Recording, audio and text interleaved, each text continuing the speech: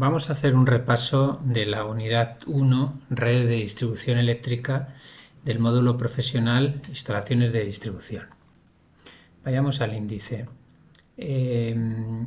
Haremos una introducción a la red de distribución eléctrica. Después hablaremos de la energía en alta, por qué la energía es en alta tensión, sobre todo el transporte, componentes de una red de distribución, la clasificación de las redes, los diferentes tipos de transmisión de la información en los sistemas eléctricos, un ejemplo de una parte de una red del sistema eléctrico español y por último acabaremos con el cálculo de las secciones de la red de distribución.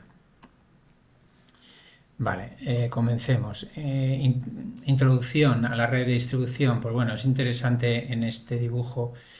Se puede más o menos se puede ver de forma esquematizada que moviéndonos de izquierda a derecha tendríamos lo que son las centrales eléctricas, que son donde se genera la electricidad.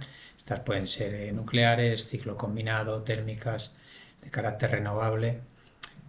A continuación tendríamos las líneas de transporte, donde se ha elevado la tensión para ello, y posteriormente se irá reduciendo esa tensión en la red de distribución hasta que lleguemos a los puntos de consumo y la tensión será en baja tensión. Normalmente el sistema eléctrico lo dividimos en estos tres subsistemas que hemos comentado. En cuanto a la energía en alta tensión, se transporta en alta tensión. Bueno, pues los motivos es para reducir la sección de los conductores, para abaratar costes y por otra parte para disminuir pérdidas de potencia. Las tensiones de transporte, estos serían los valores utilizados, 132, 220 y 400 kilovoltios. En cuanto a las tensiones de red de distribución, el valor más significativo es el de 66 kilovoltios. En cuanto a las tensiones de suministro y distribución, el más significativo es el de 20 kilovoltios. Componentes de una red de distribución, pues normalmente está constituida por subestaciones, centros de reparto y centros de reflexión. Líneas de distribución en alta, centros de transformación y línea de distribución en baja. En cuanto a las definiciones fundamentales, pues conocer lo que es subestación, centro de reparto y centro de reflexión. ¿Vale? Todas estas instalaciones, la entrada es en alta tensión y la salida también es en alta tensión. A diferencia del centro de transformación, donde la entrada es en alta tensión, pero la salida es en baja tensión. En cuanto a la clasificación de la red de distribución, pues bueno, los tipos de líneas pueden ser líneas aéreas o líneas subterráneas o una mezcla de ambas. En cuanto a los tipos de conexión en la red de distribución, pues bueno, hay que ver que esto viene determinado por una serie de condiciones. Una condición es la norma de conexión a la red. Hay 4 tipos, el tipo A, B, C y D. Aquí podemos ver los esquemas. Hay que estudiar esto en función de, por ejemplo, en el tipo A tenemos aquí una subestación, una línea de más de 30 kilovoltios y al final esto representa el centro de transformación con las líneas en baja tensión. Estos son los 4 tipos. Por otra parte, la potencia máxima que se requiere para suministrar a los usuarios y por último la superficie de la zona, hablándose de 3 tipos: extensiva, edificación extensiva, la más grande, intermedia, semi-intensiva y la más concentrada, intensiva. En cuanto a las formas de conexión a la red de distribución, estas redes pueden ser en baja tensión o pueden ser en alta tensión. La red de baja tensión también se le llama red radial, ramificada o red en árbol. Puede ser tanto aérea como subterránea. Y la conexión se realiza a través de un único transformador. Aquí lo que ocurre es que un fallo en cualquier punto de la red deja sin servicio a todos los usuarios. Este sería el esquema típico. En cuanto a red en alta tensión, la topología depende si son aéreas o subterráneas. Vamos a centrarnos ya en comentar las más habituales. las redes lineales. La red lineal, aquí tenemos el esquema, tiene alimentación por 2 puntos, estos serían los centros de transformación y estos serían las líneas en baja tensión. ¿Vale? Sí, se interconectan varios, máximo de 10, da una mayor continuidad al set de servicio. Luego tenemos una red en anillo donde tenemos un punto de alimentación que puede ser un centro de reparto, puede ser una subestación, y dentro del anillo de este camino cerrado pues tenemos los centros de transformación con un máximo de 10 también. Una característica principal muy importante es que cada centro de transformación o CT viene alimentado por 2 extremos. Esta es el tipo de configuración que utiliza Iberdrola. Esta red en anillo, si precisa de más potencia, lo que se puede hacer es duplicar o triplicar lo que son los anillos. Entonces hablamos de uno que es múltiple cuando tiene varios. Por otra parte están las redes en uso. Las redes en uso, la particularidad es que partiendo de una subestación o centro de reparto, tenemos en el otro extremo un centro de reflexión. Centro de reflexión que está conectado por un circuito cero, donde no existe ninguna carga, no hay ningún centro de transformación conectado. Y lo demás tendríamos pues varias líneas con centros de transformación. Este sería el red en uso normal. Red en uso múltiple es lo anterior, pero se requiere una potencia mayor, por tanto se conectan otro centro de reflexión u otro, ¿no? Es, en fin, lo necesario, ¿no? Para poder cubrir las necesidades. En cuanto a otra variedad, la red en uso apoyado, es que en el otro extremo, en lugar de tener un centro de reflexión, pues existe lo mismo, ¿no? Es en una subestación o centro de reparto. Por tanto, este es más potente. Y por último están las redes en espiga, que tienen, digamos, esta configuración, ¿vale? Formando como una espiga, ¿no? de un cereal, por ejemplo, ¿no? Tenemos subestación o centro de reparto. Estos en este caso serían centro de reflexión y estos serían líneas circuito cero.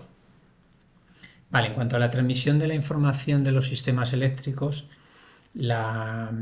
hay 4 tipos. Puede ser comunicación por hilo telefónico, emplea pares telefónicos.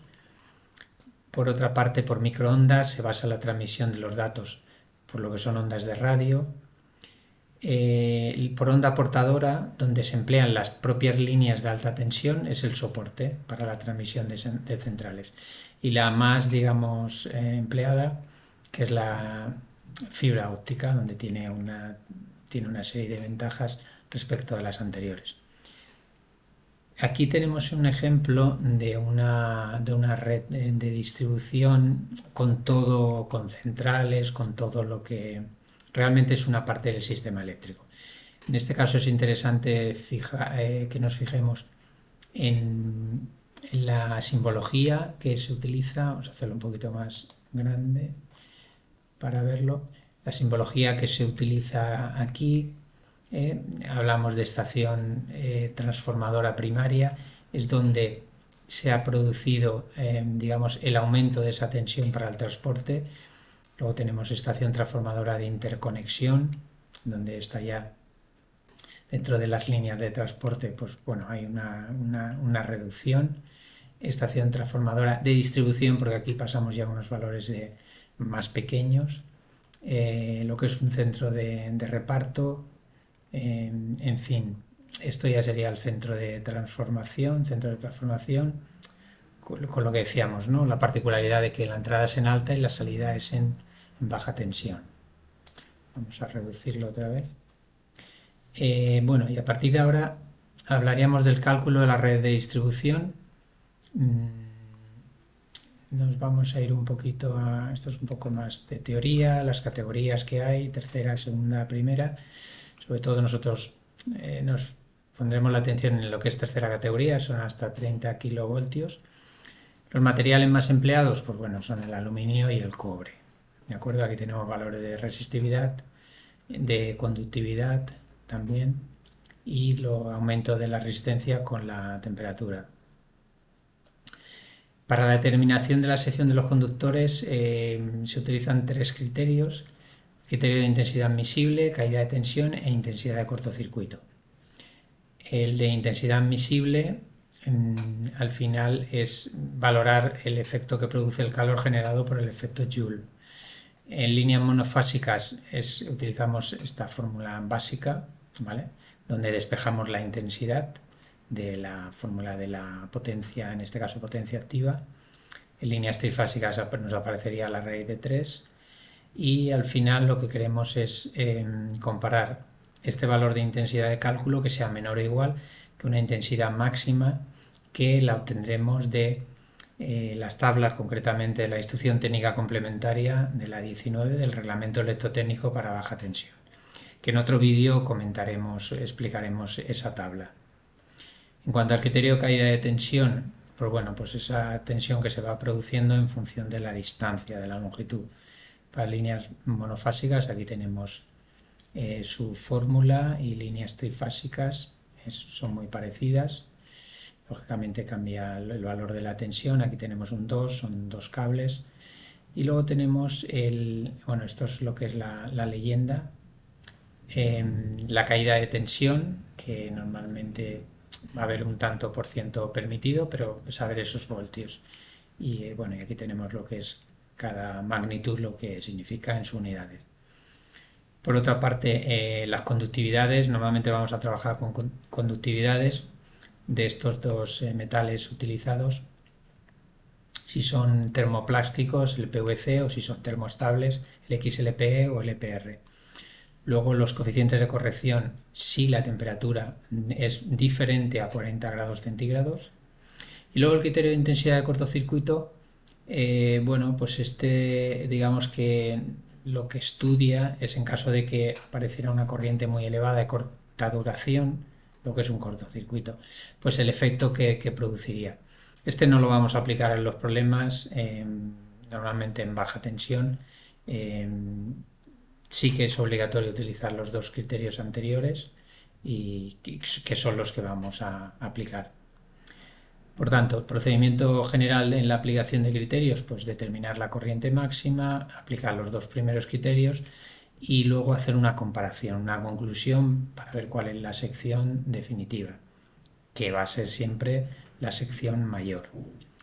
Aquí tenemos otro apartado de teoría que es fenómenos que se deben tener en cuenta para el cálculo de las secciones, fenómenos inductivos, lo que se llama el efecto pelicular o Kelvin o Skin, donde en corriente alterna sabemos que la corriente se distribuye por la periferia del conductor de tal manera que el núcleo circulan pocos electrones por ahí, y los fenómenos capacitivos, pues bueno, pueden producir pérdidas de potencia porque pueden haber unos acoples capacitivos en las líneas subterráneas.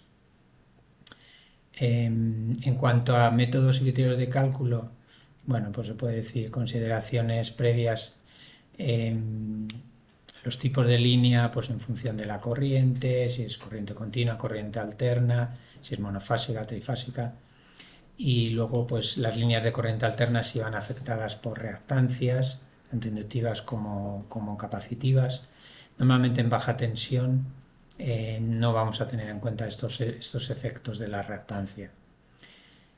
Y en cuanto a líneas que están alimentadas por un extremo, pues primero aplicaremos el criterio de caída de tensión, determinamos la sección y posteriormente el criterio de calentamiento para comprobar esa sección. En líneas alimentadas por dos extremos, previamente a lo anterior se determinará la potencia en los extremos, se calculará el punto de mínima tensión y luego se aplican los criterios. Aquí vemos un poco un esquemita de cómo quedaría. ¿Vale? Bueno, esto luego mejor verlo directamente cuando se calcule el problema, determinación del punto de mínima tensión, pero bueno, básicamente es si tenemos un circuito, pues lo que queremos es encontrar uno de los nudos donde digamos que la energía va a llegar por parte de los dos extremos. Entonces ese se dice que es un punto de mínima tensión. Hay que determinar ese valor y el circuito, digamos, dividirlo ahí, pero de una forma virtual, para poder aplicar las fórmulas, ¿vale? Eso sería. Y a partir de ahora hay unas actividades resueltas que las analizaremos en otro vídeo.